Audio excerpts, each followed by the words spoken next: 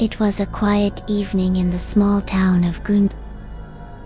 Sarah, a curious young woman, had always heard the stories about the old Millbrook mansion on the hill, how it was cursed, how it was haunted by the ghost of a woman who disappeared decades ago. But Sarah, never one to believe in ghost stories, had always been skeptical. One evening, her friends dared her to spend the night in the mansion. "You won't last an hour," they teased, but Sarah, eager to prove them wrong, accepted the challenge. As she stepped through the crumbling front door, the air inside felt thick, oppressive, as if the house was holding its breath.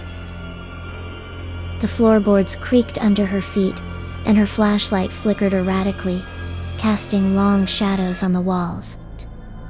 She explored the dusty halls, feeling an odd chill running down her spine. It was then she noticed a painting of a woman hanging in the grand foyer. Her eyes seemed to follow Sarah's every move, unsettling, but nothing she couldn't handle. She made her way up the winding staircase to the second floor, where the darkness seemed even more suffocating.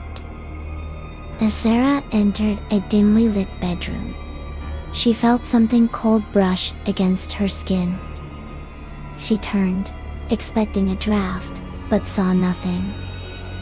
Her heart pounded as she scanned the room.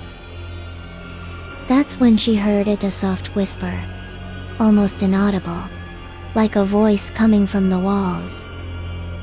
Terrified, she spun around, her flashlight trembling in her hand, but there was no one there. The whisper grew louder, urging her to run. Sarah's breath quickened, and panic surged through her as the door slammed shut behind her. She tried the handle, but it wouldn't budge. Trapped. Her pulse raced. The whisper now turned into a scream, echoing through the walls. "I never left. You can't leave until I do." Suddenly, she remembered the painting in the foyer. The woman with the cold, haunting eyes. But as Sarah pieced the puzzle together, the truth hit her like a freight train. The woman in the painting was her.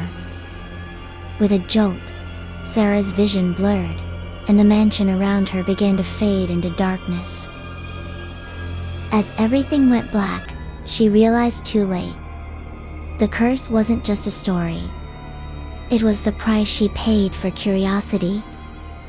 And now, she was the one watching the next visitor.